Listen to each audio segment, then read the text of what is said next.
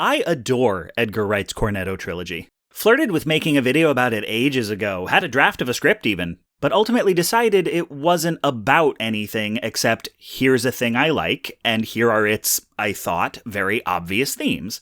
So I shelved it. But in the years since, I have seen multiple video essayists on this here website claim that these movies are about growing up and taking responsibility.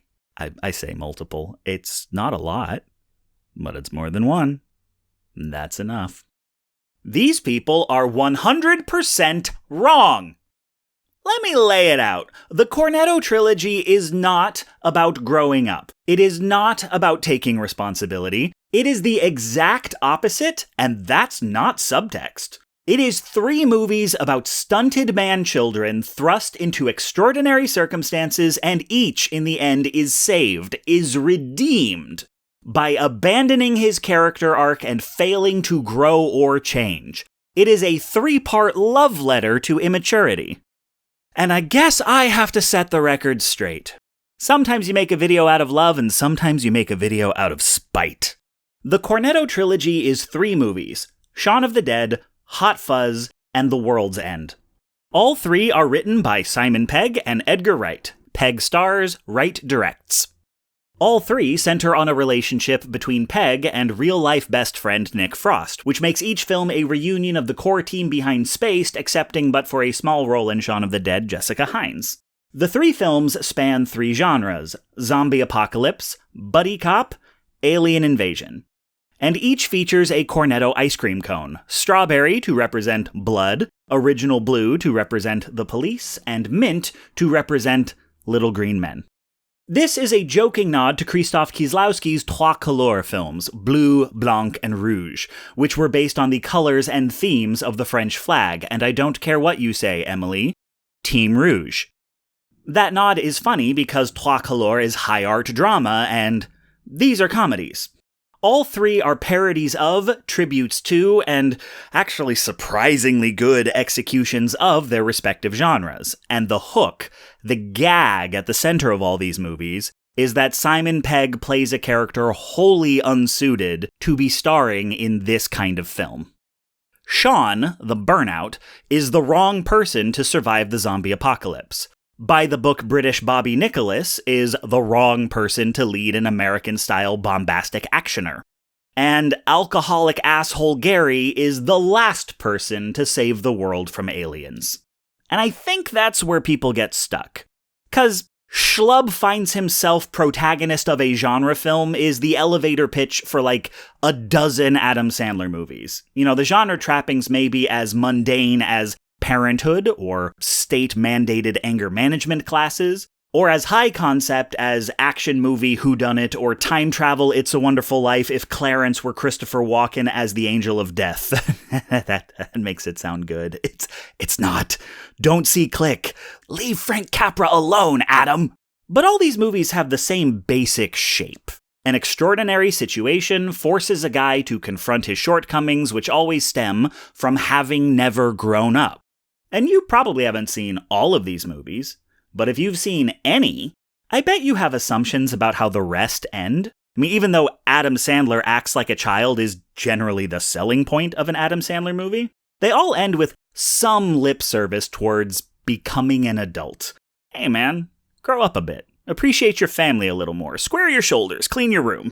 This is so standard it was parodied mercilessly in Funny People. That movie's the best because you're a man, then you're a baby, and then you learn to be a man. Once takes becoming a baby to learn how to become a man. And this was a formative microgenre for my generation. You know, whole universe turns itself upside down to teach some shitty dude to, like, do the dishes, pay his wife a compliment once in a while. Liar Liar, Bruce and Evan Almighty, all directed by the same guy, by the way. So I don't blame people of a certain age for seeing the first act of Shaun of the Dead and thinking, I know where this is going. And when, at the last minute, it swerves and goes someplace else, you could read that as, you know, just a gag, a final subversion of expectation, but still the same basic shape. But no! Once is a gag, but thrice? Thrice is a thematic statement.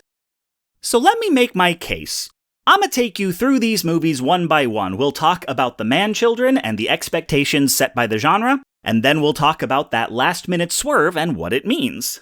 And then you'll tell me I'm right. And apologize. Sean is a man in his 20s. What kind of man-child is he? He's the slacker. What's his problem? Sort your fucking life out, mate! Sean doesn't know how to take action. He hasn't advanced since college. He's been working the kind of job a teenager takes over the summer for like a decade. Lives with the same best friend, has the same petty fights with his stepdad, goes to the same pub every week with the same group of people. He can't make a reservation. He can't manage a calendar. He's a wash-up. And this makes his girlfriend Liz feel stifled, trapped. He is a weight around her ankle, taking her on the same date week after week, keeping her from living her own dreams, having her own adventures. She gives him one last chance to prove he can sort his life out, and he blows it. So she dumps him. And then, a zombie movie happens. The genre forces him to confront his shortcomings.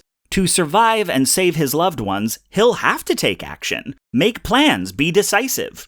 This is a common fantasy when you feel ground down by the mundanity of life. You might imagine, well, if only a crisis would happen, like a zombie virus outbreak, where my normal life problems like, am I gonna make rent? Is my girl gonna take me back? Is my roommate gonna kick out my stoner buddy who's crashing on the couch? All become meaningless. And it's immediately clear what's really important, what matters. Then I'd know exactly what to do. I mean, that's why disaster movies work as escapism. A necromantic plague, or at least the fantasy of one, is sometimes preferable to normal life. Nicholas is a man in his 30s. What kind of man-child is he? He's the hall monitor. What's his problem? You don't know how to switch off! He is a hyper-competent police officer with a rule book where his brain should be. He is so good at being a cop, he's spotting and unraveling crimes even on his day off. He can't maintain a relationship, has no friends, all his coworkers hate him because he keeps finishing their work for them. You do realize that window was broken from the inside? And his stats show up the rest of the force so badly that they scuttle him out to the country. Now, you might be thinking, a fastidious police officer who can't have fun? How is that a man-child? That sounds pretty grown up to me. I think you're reaching there, Ian. Whoa, smartass. Well, do you remember this scene? It all started with my Uncle Derek. He was a sergeant in the Met. He bought me a police pedal car when I was 5. I rode round in it every second I was awake, arresting kids twice my size for littering and spitting. I got beaten up a lot when I was young, but it didn't stop me. I never forgot the clear sense of right and wrong that I felt at the wheel of that pedal car. I had to prove to myself that the law could be proper and righteous and for the good of humankind. It was from that moment I was destined to be a police officer. Yeah.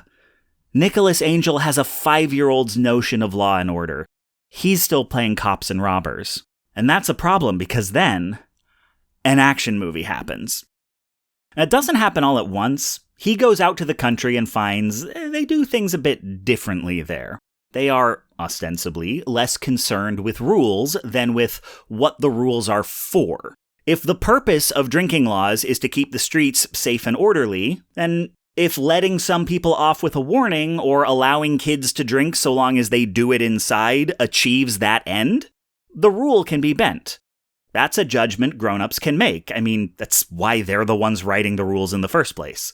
So be lenient with shoplifters. Don't hassle people for speeding. This isn't the big city. You can use your better judgment. But Nicholas never got past doing whatever mom and dad say. With respect, sir, geographical location shouldn't factor in the application of the law. No thanks.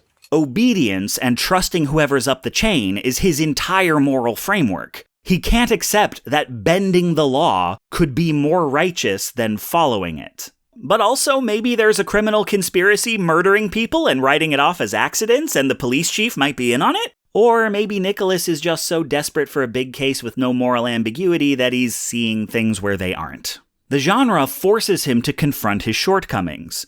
Either there's nothing going on and he needs to chill out about procedure, or the department itself is corrupt, and he'll have to go rogue like it's Point Break or something. And, This is how he experiences Point Break. There's no way you could perpetrate that amount of carnage and mayhem and not incur a considerable amount of paperwork. No matter what, he'll have to bend the rules, which he constitutionally cannot do. Gary is a man in his 40s. What kind of man-child is he? He's the delinquent. What's his problem? What isn't his problem? Gary is a manipulative, narcissistic, lying, self-destructive, ignorant, violent, thieving, shit-talking, unapologetic asshole who peaked in high school when being all those things was still kinda badass. The greatest night of his life was the drunken pub crawl after graduation he and his friends didn't even finish, and he's been tumbling downhill ever since. He has spent his life ruining everyone who knows him until there's no one left to ruin but Gary King. So now, of course, it's time to bully the old gang into going back home with him to relive that night by finishing the pub crawl. Because, in his own words, it's all he's got. And he and his friends have to confront how home has changed since they've left. The bars have gentrified. Not everyone recognizes them. The defining deeds of Gary's youth have been forgotten. You can't actually go back because that place doesn't exist anymore. And then a sci-fi movie happens. Turns out, the town's been taken over by aliens, and all the people who couldn't conform to their new order have been replaced with robots. That's why no one recognizes them. And that's why the pubs all look the same. The aliens are homogenizing everything. And it's clear if they can't get Gary and his friends to play ball, they'll roboticize them as well. Now, the obvious move would be to get the hell out of town. But Gary keeps inventing excuses to stay and finish the pub crawl. And they sound pretty sensible because the group's already 5 pints in. Basically, no one else has a better idea, so fuck it. The genre forces him to confront his shortcomings. Sooner or later, he's gonna have to give up on recapturing his glory days and do what's best for him and his friends now, even if it means running back to the city where all his problems live.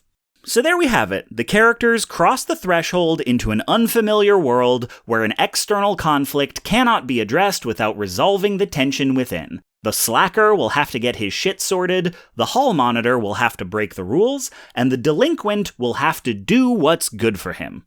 And, to an extent, all three know this. The movies Wright and Pegg are paying homage to, they exist in these stories. Sean knows what a zombie is. Nicholas's friend Danny keeps him up late watching Point Break and Bad Boys 2, and Gary and friends know Body Snatcher movies so well, they have philosophical debates with the robots about whether or not robot is the PC term. So, yeah, if you turned the movies off there, I could forgive you for thinking that's where they're headed, but you goofballs watched them to the end and then made content about them! What is wrong with you? Folks, what actually happens in the second halves of these movies? Sean twigs that this is a zombie apocalypse and, at first, tries to play his part. His survival plans are all miniature hero's journeys with him as protagonist, wherein he will save the day by neatly confronting all his flaws. He'll resolve parental conflict by saving his mom from his zombified stepdad, resolve romantic conflict by showing his girl he can come through when it counts, and resolve internal conflict by being a man who saves the day. How's that for a slice of fried gold? And all his plans suck. It's just the same plan he always comes up with. Dragging around the same useless liability of a bestie, collecting the same group of people, and holing up in the same pub. He doesn't save his mom. His stepdad apologizes, resolving their conflict for him, and then survives in zombie form, but Sean's mom gets killed. Most of the friend group gets killed because the crisis does not actually suspend, but in fact amplifies their personal grievances. And he doesn't save the day, just manages to not die long enough for the military to show up. But, well, Liz wanted adventure, and now she's had enough for a lifetime, so she's down to just be boring for a while. Sit on the couch, watch TV, hit the pub, beats running for your life.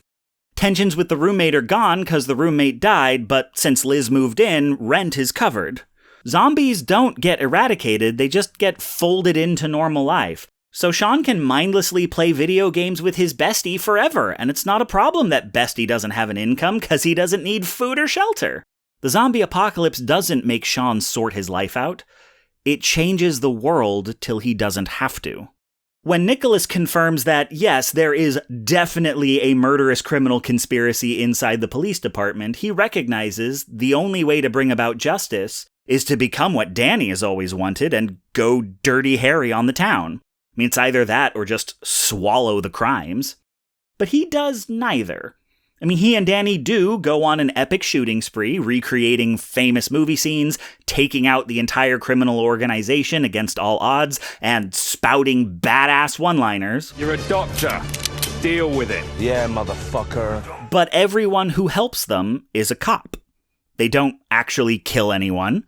All perps are formally arrested, and they fill out all the paperwork. I think he even properly signs out the weapons. He never switches off. He never breaks a rule. He does absolutely everything by the book, only louder. And this violent showdown, it saves him from the chill town with lax rules he thought he'd move to. Now he, with his 5-year-old notion of right and wrong, is in charge of the police department. The buddy cop actioner doesn't make Nicholas bend the rules. It changes the world till he doesn't have to.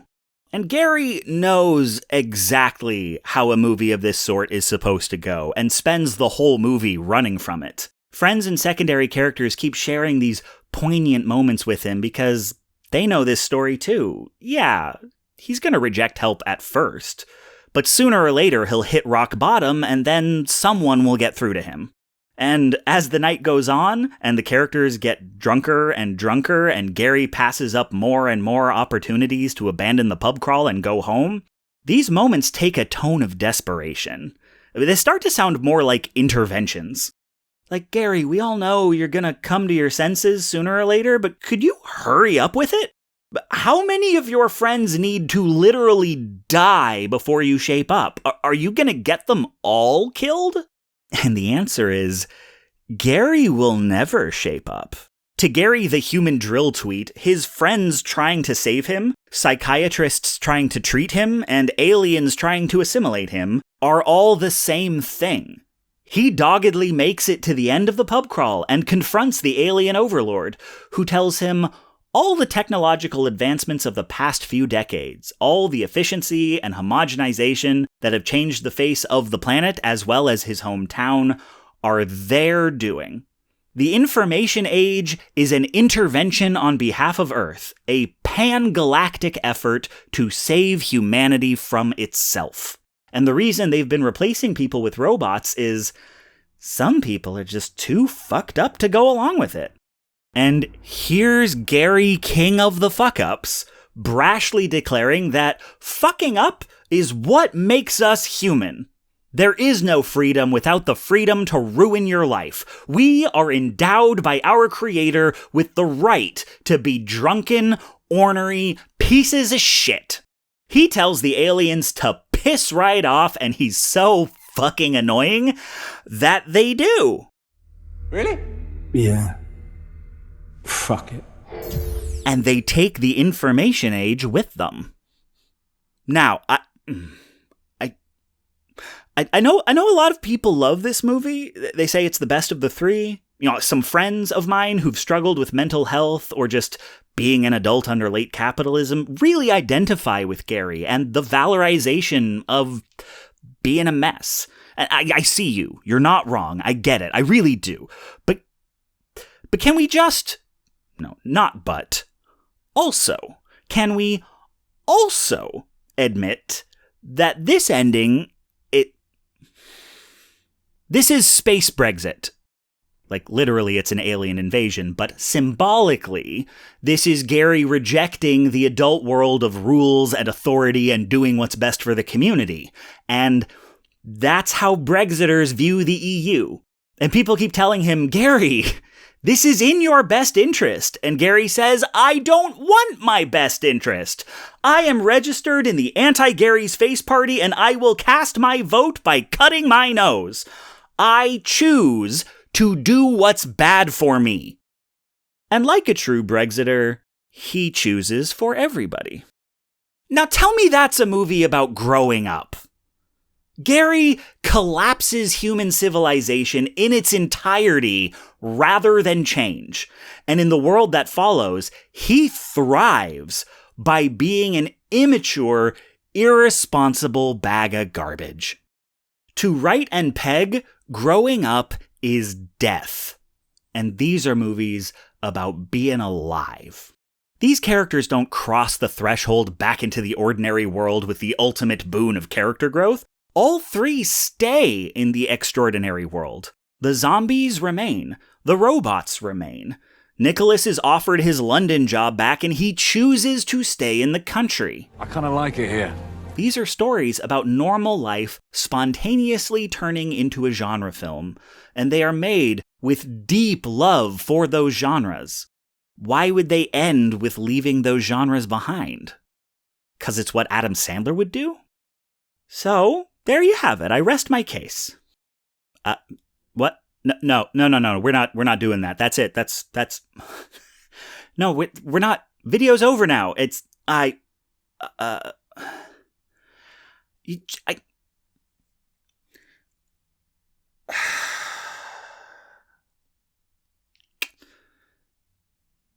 wrote the first draft of this script when I was around Sean and Nicholas's age, and so what is why I shelved it. Now I'm Gary's age, and this video's been in the back of my brain the whole time, but I got this far, and so what is where I got stuck again. This is why the COVIDs came out quicker, by the way, because I just let myself end with, so that's interesting, and go on with my life. But there's clearly something sticky here, more than someone is wrong on the internet. Also, to all the YouTubers I'm vague booking who said these movies were about growing up, I'm actually way more annoyed at the folks I've argued with on Twitter about this. You just made a better rhetorical device. I promise you do not actually owe me an apology. So, there are a few directions I could take this to try to give it some cultural weight. I could put on my social justice hat and talk about how that crisis of adulthood doesn't play as broad comedy unless you look like Adam Sandler or Simon Pegg. Or put on my class analysis hat and talk about how signifiers of adulthood are traditionally ways of spending and accruing capital which are today often inaccessible to people under 40. And that's all legit, but here's the real deal. I'm just mad at Gary. The world changed around Sean such that he could stay a child, and Nicholas ended up somewhere he could stay a child. If you missed that, you're wrong, but whatever. But to say Gary grew up grinds me. Because Gary chose this. The whole movie is people telling him to grow up, and he says no. He says it out loud. He says it to the literal end of the world. So to walk out of the theater and say, that's a movie about growing up, it's more than a mistake. That's a refusal. That's trying to fix the movie by fitting it into a more familiar shape, trying to make it say something other than what it says, make Gary into someone other than who he is, who he chooses to be. Now, I'm being cheeky when I say this because he's a fictional character, but saying Gary grew up is enabling. Gary says there's no freedom without the freedom to ruin your life, which is the whole problem with alcoholics and libertarians. It's not just your life, Gary. You live in a community, a culture, an ecosystem. Your actions, everybody's actions, impact other people. That's just the way the world is. You can't shit yourself at the bar without other people having to smell it. We're all just fucking connected, man. You don't want anyone's will imposed on you, and you spend the whole movie imposing your will on everyone else. You say humans don't want to be told what to do, and then you decide humanity's future by yourself with no input or consent from anyone. People point to Gary ordering water in the last scene instead of beer as evidence that he got sober, like that's proof that he did grow up, which, are you fucking joking? Getting sober Sober is a shorthand for maturity in the same way buying a house is. They don't signify anything on their own. Gary drank to escape the adult world of rules and responsibilities. So, yeah, under normal circumstances, getting sober would mean he's made his peace with that world and is ready to integrate. But that's not what happened. The thing he was escaping doesn't exist anymore. He literally destroyed it. People died. Probably millions. And now he lives a happy life LARPing as Omega Doom. No, I don't expect you to catch that reference. He doesn't need to drink. He is literally reliving the best day of his life forever. And even if it did mean, like, personal, internal growth, the idea that a person could make what would be, unequivocally, the most selfish decision in human history, and then spend his life celebrating the outcome? Oh, but if he overcame a personal demon in the process, on balance, that's maturity. That is light speed solipsism. Who are you if you think that way? Are you all Adam Sandler? And you know what? None of that makes it a bad ending or Gary a bad character. Okay, he is the reason The World's End is my least favorite, and I don't like the ending. But I also don't think it's bad that I don't like the ending. You know, rather than watch another addict pull his life together or destroy himself, we watch a downward spiral with so much gravity, the world self-destructs alongside him. And that's what makes The World's End the most interesting of the three. It is a bold choice. And I think we are free to feel however we want about the conclusion Gary engineered for himself. But I don't think it's valid to pretend it didn't happen. In the context of the trilogy, we see that Sean's immaturity is mostly a problem for Sean. He would be at worst a footnote in the lives of the people who love him. Yeah, I liked Sean a lot, but I couldn't carry him through life anymore. Nicholas is the kind of overachiever that is useful if pointed in the right direction. Juvenile code of ethics aside, he is empirically helping the community within the entirely fictional framework where that's a thing police do. If the world hadn't changed to turn their flaws into strengths, they would still be relatively harmless. Gary is what happens when immaturity isn't harmless, and shows us how a world built by that immaturity would look. There is an appeal to Gary King, a wish fulfillment, letting your id fully off the leash because you no longer care what anybody thinks. It's why some people drink, and it's why some people would like to drink with Gary King. But if that's not just your Friday night, not just your 20s, but that's your life, there is a destination at the end of that road, and it's Gary doing something truly ugly. And we see that ugly thing the way Gary sees it, as awesome. But then you see the reality, the Monday morning after the Friday night. We went out with Gary, and he did something terrible. I do think this is the only way the trilogy could have ended. I mean, you make stories about boys who get older and older and don't grow up, it eventually becomes a problem, and there's only two ways to resolve it. You either end with a guy actually sorting his shit out, or you go for broke and show what happens if he doesn't. And I think some of us boys saw that and said, no, they did grow up, all three of them, rather than say, shit.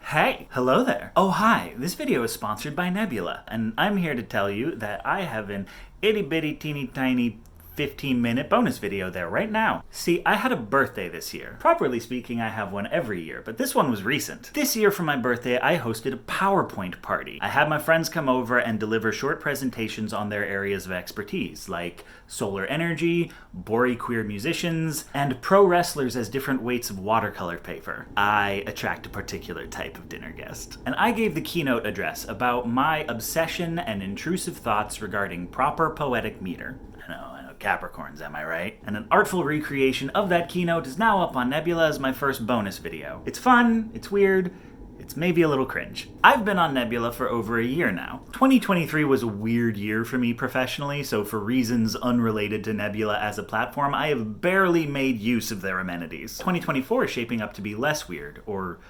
differently weird. And I've been hanging out there more, both as a creator and a viewer. Like, I was just watching Jacob Geller's bonus video about, punching guys real good.